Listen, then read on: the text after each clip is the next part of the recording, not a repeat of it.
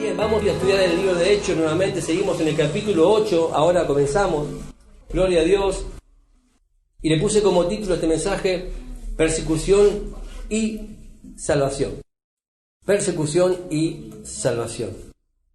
En Hechos 3, ya terminamos ¿se acuerdan que Esteban lo habían lapidado, lo habían apedreado, lo habían matado de una manera cruel? ¿Por qué? Por predicar la palabra de Dios. Fue el primer mártir que por predicar la palabra de Dios y por decir la verdad y por, decir todo realmente como está, ¿no? A veces decimos la verdad y, el enemigo se levanta. Y dice ahí la palabra de Dios en Hechos 8, lo leemos en el nombre del Padre, del Hijo y con la comunión de su Santo Espíritu. Dice ahí, Saulo consentía en su muerte. En aquel día hubo una gran persecución contra la iglesia que estaba en Jerusalén, y todos fueron esparcidos por las tierras de Judea, de Samaria, salvo los apóstoles. Y hombres piadosos llevaron a enterrar a Esteban e hicieron gran llanto sobre él. Y Saulo asolaba la iglesia y entrando casa por casa arrestaba a hombres y a mujeres y los entregaba en cárcel, pero los que fueron esparcidos iban por todas partes anunciando el evangelio. Hasta ahí. Tremendo, hermanos queridos.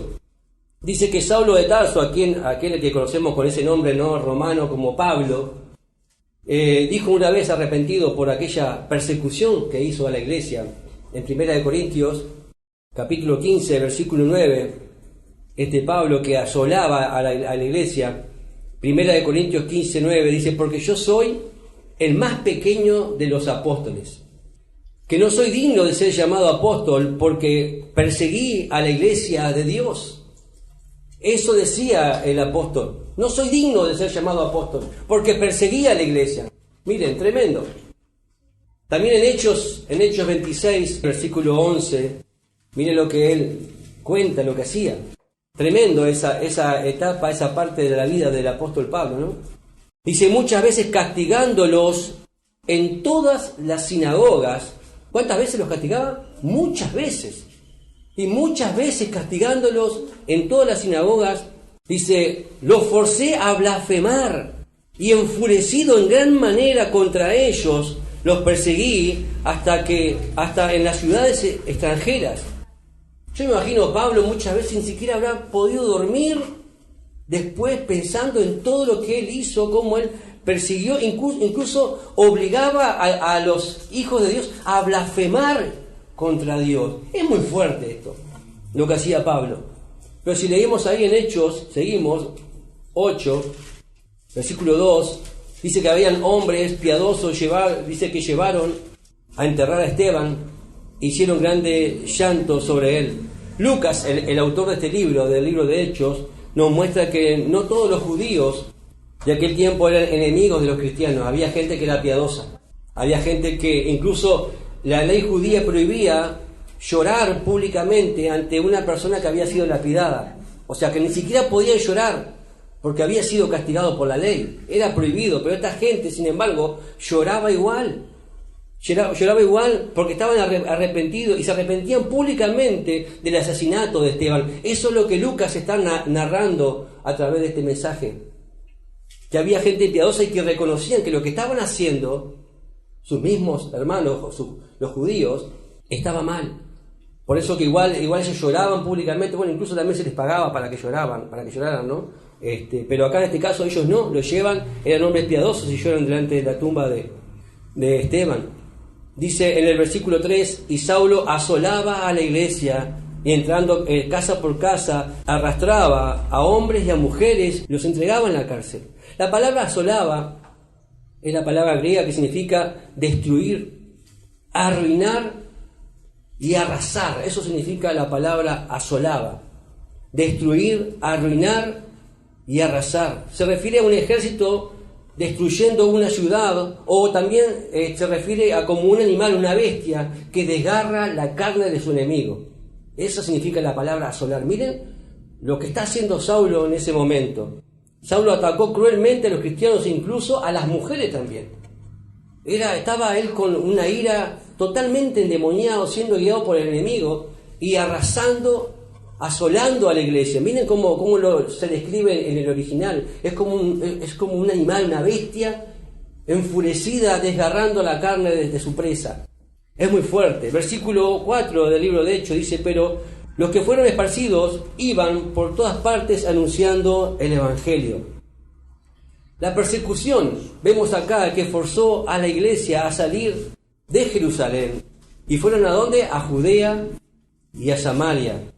Esparcidos, hay dos maneras de nombrar la palabra esparcido en el original griego.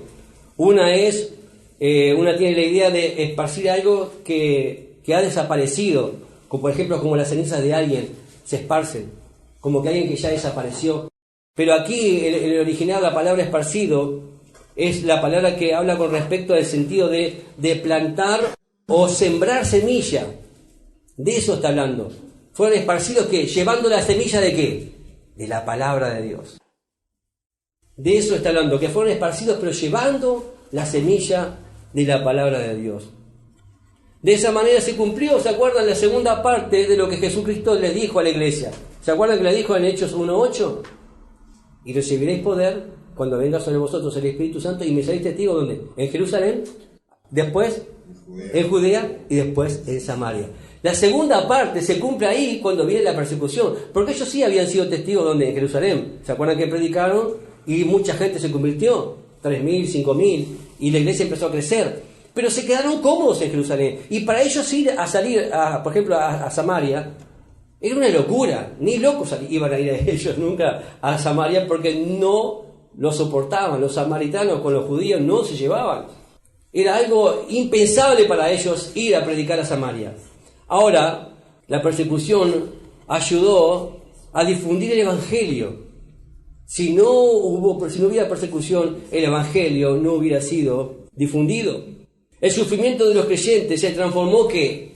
En vida y en salvación. Por eso puse persecución, ¿verdad? Pero también salvación a este título, porque hay tremenda persecución, pero el Señor en esa persecución, en esa problemática, hubo ¿qué? Salvación. Ahora, ellos perdieron todo, porque perdieron todo. Tuvieron que dejar literalmente todo lo que tenían, pero ganaron lo más importante: almas para Cristo. Hay veces que tenemos que perder para ganar. ¿Cuántos dicen amén a eso? Tenemos que perder para ganar, porque el reino de Cristo es el reino del revés. Porque acá el que es más bajo, el Señor que hace lo exalta. El que se humilla, el Señor lo exalta. Y a veces en el mundo se cree al revés, que mientras más altivos somos, ¿verdad?, como que somos mejores, y es todo lo contrario. El Señor dice que el altivo lo mira de lejos, al soberbio lo mira de lejos. Y cuando nosotros perdemos, porque tenemos que perder muchas cosas, ¿qué hacemos? Vamos a ganar para el Señor. Dios trabaja a través de nuestro sufrimiento muchas veces, y a veces nosotros no lo entendemos eso. Dios trabaja muchas veces a través de nuestro sufrimiento y está trabajando en nuestra vida. Dios puede usar y usará circunstancias difíciles para guiarnos a hacer ¿qué? Su voluntad y no la nuestra. Porque a veces estamos muy cómodos. Hermanos, en Haití vemos que lo están matando. Pusimos imágenes para los hombres, ¿no?, en la cueva de Adulán, porque en el grupo de mujeres no pudimos ponerlo en el grupo de iglesia, porque las imágenes son espantosas. Espantosas. Pusimos, sí, que estaban los pastores ahí hablando y pidiendo oración, pero los están persiguiendo y los están despedazando, hermanos queridos. ¿Por qué? Porque son cristianos. Nosotros acá estamos muy cómodos. No estamos haciendo, pero ni la mínima parte de lo que tenemos que hacer. Pero nos vamos a levantar y vamos a predicar el evangelio a toda criatura. ¿Cuántos dicen amén? Dios te está escuchando. Dios te está escuchando. Dijiste amén. Así que tenemos que salir. Tenemos que salir como un tropel, pero sí arrasando y rescatando almas, ¿verdad?, para el reino de Dios. A veces tenemos que ser sacudidos para hacer lo que Dios quiere que hagamos. Cuando las cosas están entonces incómodas, ¿será que Dios está llevándonos a una misión muy importante? Porque a veces cuando está todo mal decimos, ay, que el diablo me está castigando, que esto, que el otro. ¿No será que Dios te está incomodando o haciendo pasar mal porque quiere llevarte a una misión realmente poderosa para su gloria? Porque a veces lo vemos al revés, ¿sí o no? Cuando estamos en el problema decimos, ay, ¿dónde está Dios? Acá me imagino a esta gente, ¿no? ¿Cómo estaría? Pero sin embargo salieron afuera y empezaron a predicar. Fueron a lugares que nunca pensaban ir. Porque Jesús les había dado la orden, pero no estaban obedeciendo. ¿Se dieron cuenta de eso? ¿Cuántas veces el Señor dice cosas y bueno, cumplimos hasta acá? Y el resto, acá estaban cumpliendo con la segunda parte ya de lo que Jesús les había dicho, pero no lo estaban haciendo. Hasta que vino la persecución. Hasta que vino el problema. Hasta que se le acomodó, se le terminó la comodidad.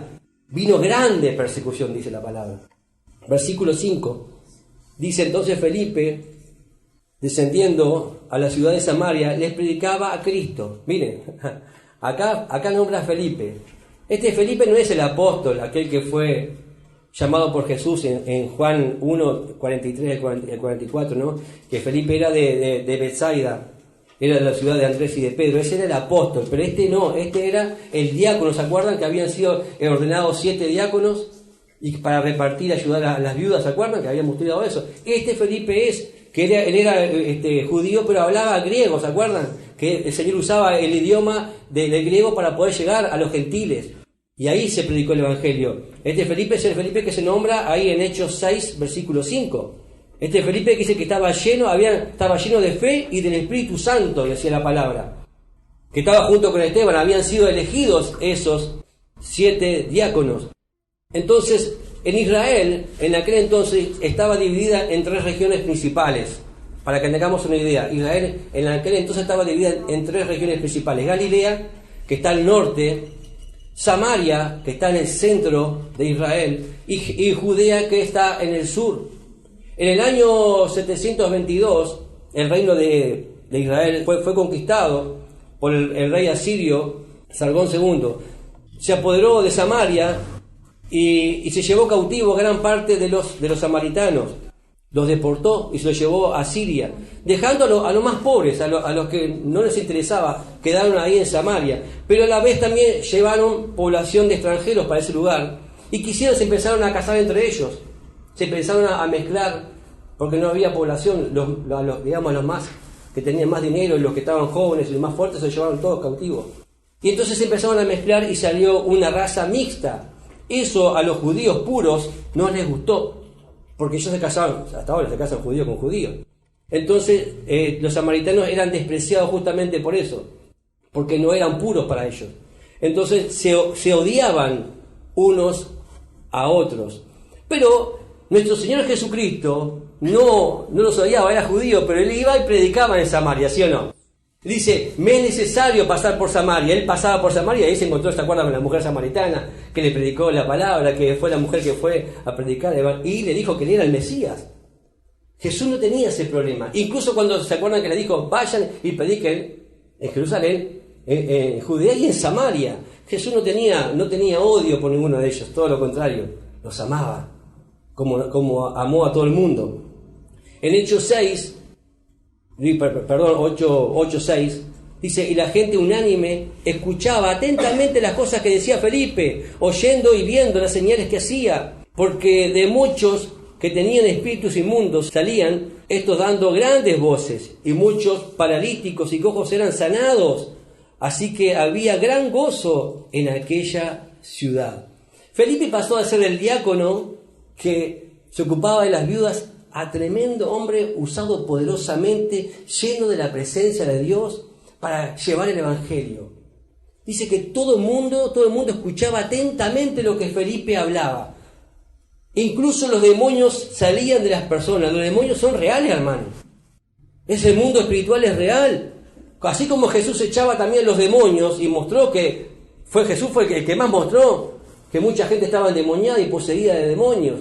Esta gente en Samaria no solamente se mezclaron con gente que era gentil, sino que también que practicaban otras cosas que a Dios no le agradaba. La hechicería, la brujería y muchas cosas más. Ahora vamos a ver que había también un hombre que era hechicero. Y los demonios son reales y están activos y tienen poder. Acá incluso dejan a la gente sorda, dejan a la gente muda. Pero Jesús tiene autoridad sobre ellos. ¿Cuánto dicen gloria a Dios a eso? Y nos ha delegado a nosotros la autoridad como iglesia de ejercer poder sobre esos espíritus inmundos. Porque el Señor aleluya, está con nosotros. No tenemos que temer a ningún principado ni a ninguna potestad. Somos más que vencedores por medio de aquel que nos amó. Y nada ni nadie nos puede separar del amor de Dios. A pesar de que Satanás obra en el mundo con sus demonios, Dios tiene el control de todo. Y Dios nos quiere usar con poder a nosotros, a la iglesia. ¿Se acuerdan que Jesús también, cuando le dijo a su iglesia, en Marcos 16, 17, dice, estas señales seguirán a los que creen, en mi nombre echarán fuera el demonio? Hay poder en el nombre de Jesucristo. Amén. ¿Cuántas veces me ha tocado ministrar y echar fuera demonios? Pero no somos nosotros, ese es en el nombre poderoso de Jesús. Hay poder. Al final, déjame decirte que el diablo y todos sus secuaces y todos sus seguidores, porque mucha gente en vez de seguir al Señor, siguen al diablo porque están bajo el maligno. Este mundo está bajo el maligno. Y todos aquellos que no siguen al Señor, automáticamente ¿a quién están siguiendo? Al diablo. Y están siendo poseídos e influenciados por demonios y no se dan cuenta. Todas las leyes que están sacando son totalmente diabólicas. Los gobiernos están siendo llevados a sacar leyes y a hacer cosas y a actuar de manera totalmente fuera de la palabra de Dios. Inspirados nada más y nada menos que por Satanás. Pero déjame decirte que el diablo y todos sus seguidores van a terminar ¿a dónde? En el lago de fuego y de azufre. Como dice en Apocalipsis 20:10. Y el diablo que los engañaba fue lanzado al lago de fuego y azufre, donde estaba la bestia y el falso profeta, serán atormentados día y noche por los siglos de los siglos. Ese es el fin del diablo y todos sus seguidores. Pero nosotros ¿cómo vamos a estar? En la presencia de Dios eternamente y para siempre. Amén.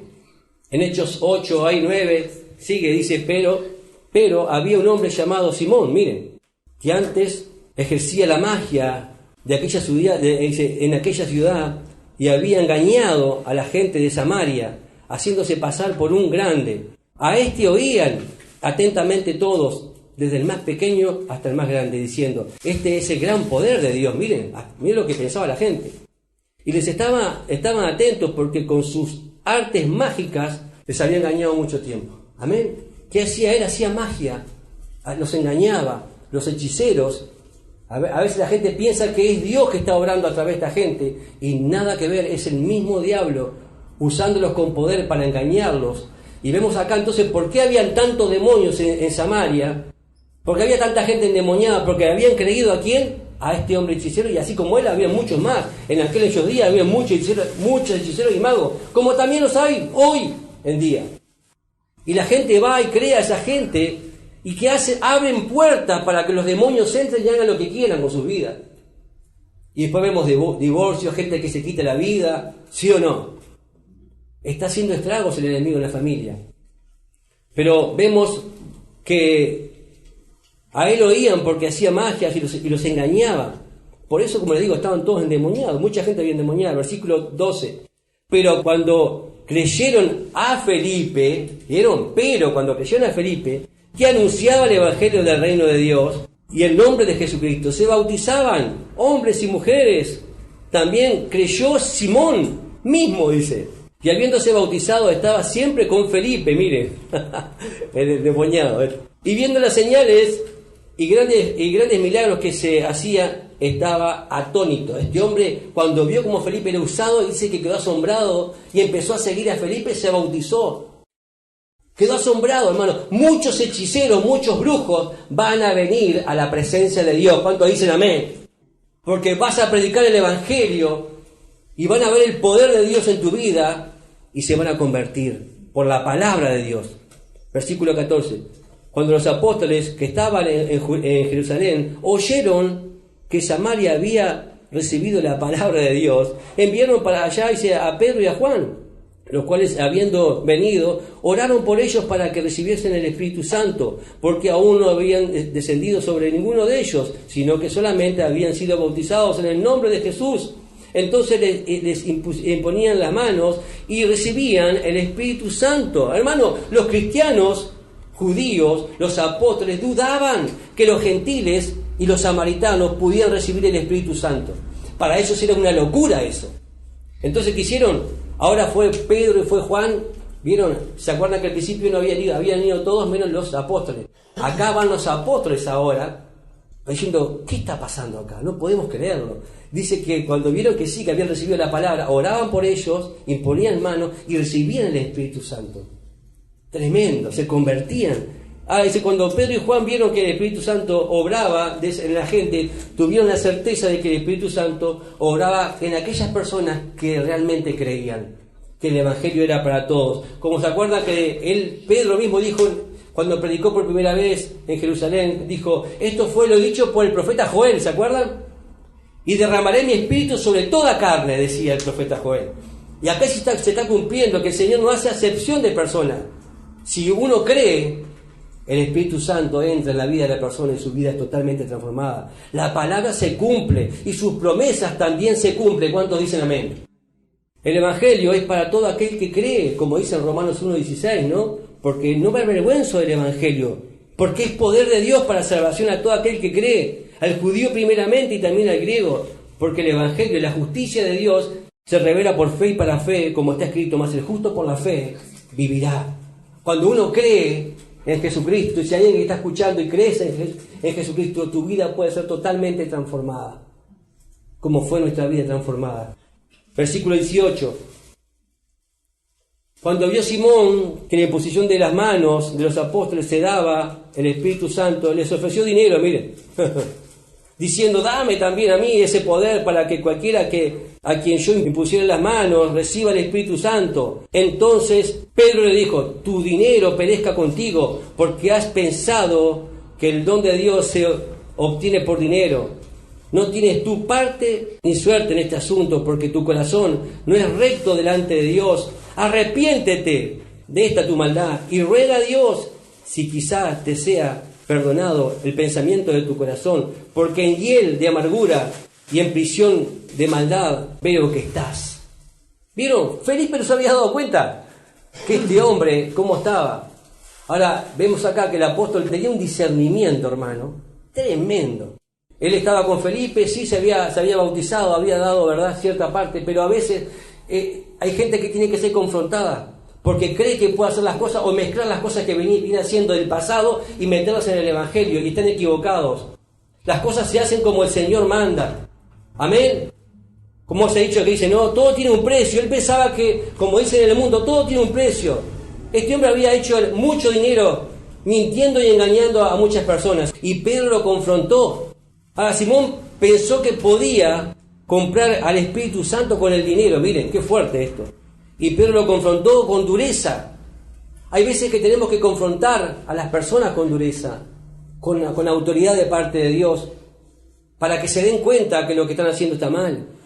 Porque el don de Dios no se puede obtener con dinero. Pedro le dijo, arrepiéntete de tu maldad. ¿Vieron que le dijo a él? No le dijo, no, hermanito, no. Le dijo, arrepiéntete de tu maldad, le dijo. Le habló con autoridad. Salió a luz lo que estaba en el fondo, en lo más profundo del corazón de ese hombre, que todavía necesitaba ser libre. Porque a veces ese hombre se había bautizado, todavía estaba con Felipe, pero todavía no estaba totalmente libre. Dice, arrepiéntete de tu maldad, de tu pecado, y pídele perdón a Dios. Y serás limpio de tu corazón, limpio de esa maldad que hay dentro tuyo. Porque hay maldad en el ser humano, mis hermanos. Pero solamente esa limpieza puede suceder en la vida de un ser humano cuando Cristo entra, cuando el Espíritu Santo entra. No se puede comprar con dinero la salvación. No se puede comprar con dinero el perdón de los pecados. No se puede comprar con dinero el poder de Dios. No se puede comprar el favor de Dios con dinero. Y cuidado, porque hasta en iglesias hacen eso. Usted pacte con Dios, dice. Pacte con Dios y el Señor le va a dar una casa mejor. Pacte con Dios y su matrimonio va a estar mejor. Y se piensa que pagando y haciendo, ¿verdad?, dando una grande ofrenda, compran el favor de Dios, y están equivocados. Están actuando como este hombre de acá. Pastores, supuestos pastores, hacen esto. Se obtiene mediante el arrepentimiento, hermano. ¿Cómo te bendice Dios? Si te arrepentís. Qué diferente, ¿no? No se compra con dinero. Se obtiene por la fe en quién, en Jesucristo como Señor y Salvador. Es sencillo esto. En Hechos 4:24 dice, respondiendo, miren, entonces Simón dijo, rogad vosotros por mí al Señor, para que nada de esto que habéis dicho venga sobre mí. Simón ahí realmente fue confrontado y fue tratado en lo más profundo de su corazón. Pedro lo confrontó y el hombre se arrepintió y rogó que oraran por él. A veces también tenemos que hacer nosotros mismos esta pregunta cuando a nosotros nos exhortan o nos rezongan por algo. ¿Cómo actuamos? Decimos, ay, perdón. Acá Simón dijo, perdón, pedimos oración cuando estamos mal. A veces nos dicen algo y ya enseguida como que nos atajamos y ya nos enojamos y ya nos vamos también. Y acá vemos que este hombre se arrepintió y pidió oración por él.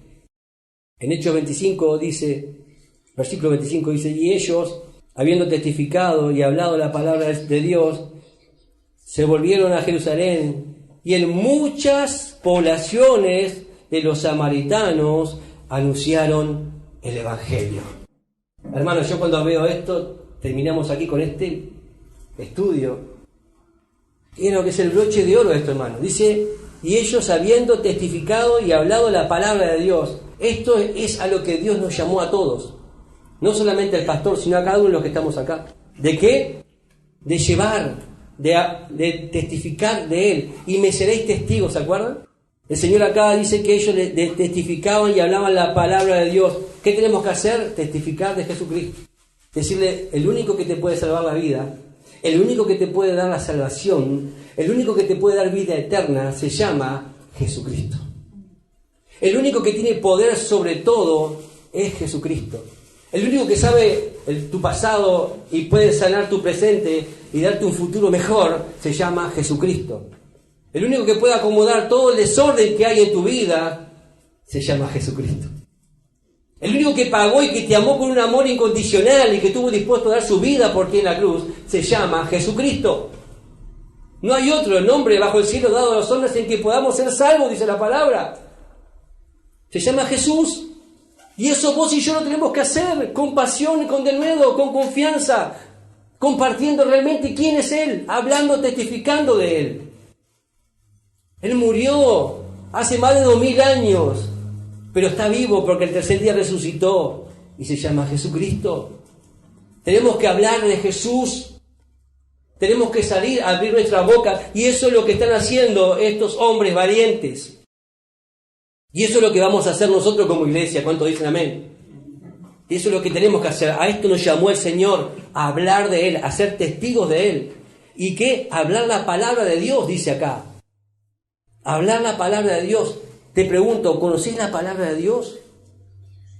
Si no la conocéis bien, metete en la palabra de Dios. Estudiá la palabra de Dios, porque ahí está la respuesta. La gente necesita tener respuesta, y la respuesta no está en ti solamente, está en la palabra de Dios, que el Señor te va a usar a ti para que le lleves la respuesta. Porque la palabra es verdad. Mucha gente van a venir con argumentos y con cosas de su vida, y por qué Dios aquello y por qué Dios lo otro, pero si vos le respondés con la palabra, no vas a quedar avergonzado nunca, porque la palabra es la verdad. Y la gente va a ser libre, porque la fe viene por el oír, y el oír por la palabra de Dios. Y el Señor te va a usar a ti. Dice que anunciaron, en muchas poblaciones de los samaritanos, anunciaron el Evangelio. ¿Qué es el Evangelio? Las buenas nuevas, las buenas noticias. La mejor noticia la tenemos nosotros. La mejor noticia. Hay esperanza, hay salvación. Y es a través del Evangelio de Jesucristo. Amén. Tenemos que predicar este Evangelio de Jesucristo. Tenemos que anunciar las buenas nuevas. En el nombre poderoso de Jesús. Vamos a orar y darle gracias a Dios por esta su palabra. Te damos gracias, Señor. Gracias por todo lo que nos has hablado hoy. Queremos ser como estos valientes. Queremos predicar tu palabra, Señor, con denuedo. Queremos que tú nos uses con poder, Señor. Ayúdanos a llevar este mensaje de esperanza, Señor, a testificar de ti. Señor, úsanos a cada uno de nosotros, Señor. Con la gente, con nuestros vecinos, en este barrio, Señor, donde estemos, donde vayamos. Ayúdanos, Señor, a poder decir, desde que estoy en Cristo, mi vida cambió. Desde que conocí a Cristo, mi vida tiene esperanza. Desde que Cristo entró en mi corazón, hoy no necesito de nada ni de nadie, porque con Él lo tengo todo. Que puedas testificar de lo que hizo Él en tu vida, para que muchos digan, yo quiero lo que vos tenés, yo necesito eso que vos tenés, para que muchos puedan venir y proceder al arrepentimiento, como le dijo Pedro. Arrepiéntete y pide perdón a Dios, porque tienes que ser limpiado en tu corazón, tienes que ser sanado de todo aquello que has permitido entrar a tu vida. Quizás anduviste en hechicería, en brujería, pero el Señor te limpia con su Espíritu Santo, te llena si tú te arrepientes hoy en este día, cuando estás escuchando ahora este mensaje. Arrepiéntete y pídele perdón al Señor, y Él va a llenar tu vida, y tu vida va a ser transformada. Vas a pasar de muerte a vida, porque el Señor vino para darnos vida, y a darnos vida en abundancia. Gracias, Señor, porque tú vas a usar esta iglesia, palabra de vida, para llevar esa palabra poderosa, para que muchos vengan a tus pies, Señor. En el nombre de Jesús, nos le vamos a levantar como un ejército poderoso, usado para la gloria de tu nombre. Gracias te damos por todo lo que estás haciendo, y gracias te damos por todo lo que vas a hacer. Yo te bendigo en el nombre de Jesús. Te bendigo en el nombre de Jesús. Y declaro la bendición del Señor sobre tu vida y la unción del Espíritu Santo para hacer prodigios, milagros y señales como hacía Felipe en el nombre de Jesús, y que muchos, aleluya, vengan a los pies del Señor y sus vidas sean totalmente transformadas para la gloria de su nombre. Amén y amén.